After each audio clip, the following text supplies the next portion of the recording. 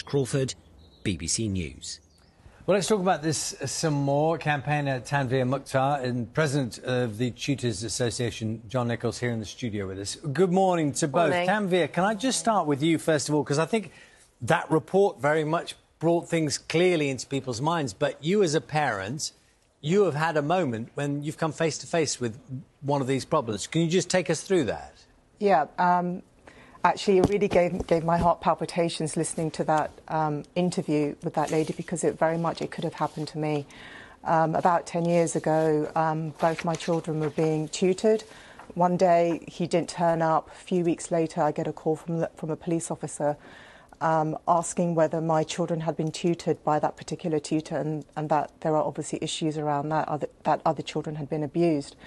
I then went through the process of having to sit my children down and ask them whether anything had happened, and thankfully, and I thank God every day that nothing had happened and they were absolutely fine. And I think one of the major reasons why was because they were tutored together, that nothing actually happened. But this put me on a journey of actually trying to understand why it happened and why I had allowed this man into my home. And, you know, obviously I felt guilt as a parent, and then I started doing some research and realised that there is no legal requirements for tutors to have any form of criminal background check. I was horrified. Parents that I spoke to were also horrified. 99% of the parents that I speak to have absolutely no idea that tutors, private tutors, that there is no legal requirement around this. And so I decided to set up a tutoring platform to focus specifically on this, and the tutors on there who teach children to all be mandatorily 100% DBS criminally background checked. So that's the journey I went on. But you know, it's so many parents have tutors, and so many parents have private tutors for whether it's 11 plus or the A levels or the GCSEs, and I think they just need to be informed to do the required checks so that their children are safe. John, President of the Tutors Association, so you do have tutors on your books who are DBS checked? We are a professional body, so we represent tutors and tuition companies across the United Kingdom and now further afield as well.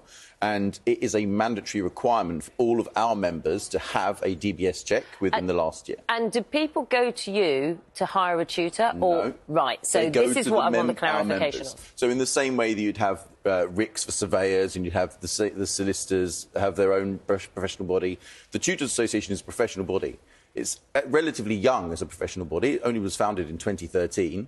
But we have made it a really key, important part of our mission to make sure that there are robust standards in place for our members, a professional code of practice, and it's absolutely a mandatory requirement that everyone has a DBS check, and it's either on the update service or it's less than a year old.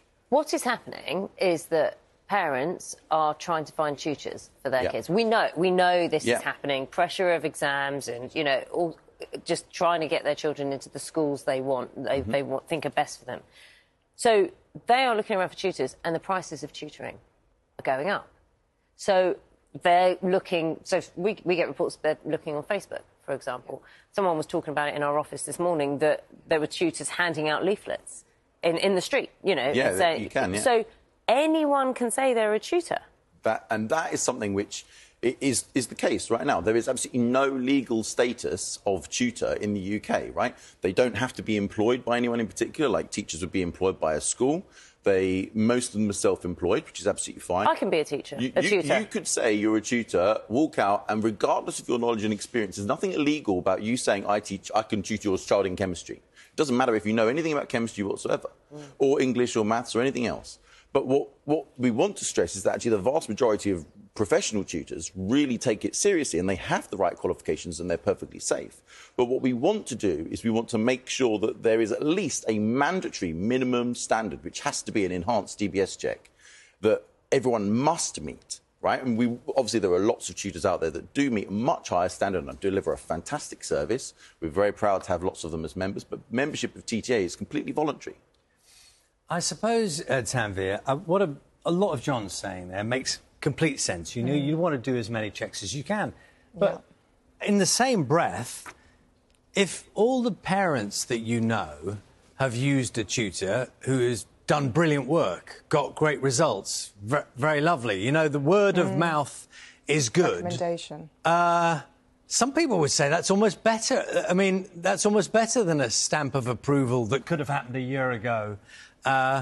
It's not necessarily straightforward, is it? It is completely not straightforward. I went on a recommendation. Most parents go on recommendations.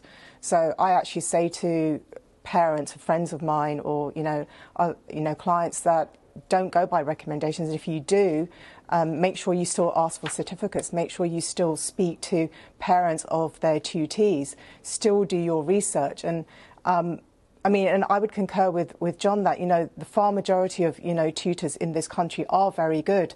They do have the DBS. They are part of professional tutor agencies. But there are thousands of tutors on Facebook, as you've already mentioned. Just on my own Scholar Hub Facebook group, I have over 30,000. So, and they're global. We're not just talking about tutors in the UK. We're talking about tutors from all over the world who are, much cheaper than the tutors in the UK. So, it is slightly complicated, but looking specifically at the UK tutors, a legal requirement is absolutely a no-brainer. It has to be done. Anyone, even football coaches, need some form of criminal background check. Private tutors are working with children on a daily basis. You say it's a no-brainer. You say it's a no-brainer. Morning, Tanvir. It's Naga. You say it's a no-brainer. Who's blocking it then? Who says it isn't a no-brainer? I have absolutely no idea. I mean, it's been 10 years since I've been campaigning about this. John? Yeah, so we actually wrote to the new Secretary of State for Education, Bridget Phillipson, and we've laid out a new plan for the tuition sector. And key point number one is, let's create a statutory definition of what a tutor is, because that doesn't exist at the minute.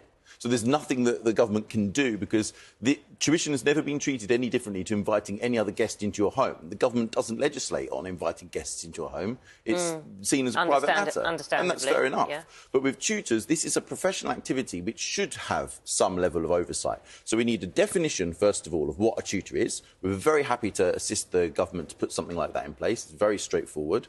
And then once we've got that, we want it to be absolutely mandatory that tutors must be on any approved register that could be sort of approved by the Secretary of State, an approved register that shows they have a enhanced DBS. I suppose in a way, John, one of the problems here is if all parents who are seeking tutors did require the tutor to have the checks or whatever, then the other ones would not get any work. And I'm not blaming parents, but clearly somebody somewhere is making a decision to employ the people who haven't had the checks. That's true. The vast majority of reputable tutors and tuition companies already do these checks anyway. So this is not really an imposition over and above what most tutors would already normally be doing.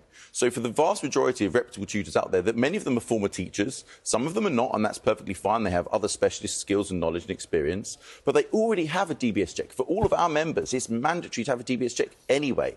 This is not some huge overbearing burden that we're putting on tutors. This is the bare minimum. Thank you very much. John Nichols, President of the Tutors Association. Tanvir, thank you for sharing your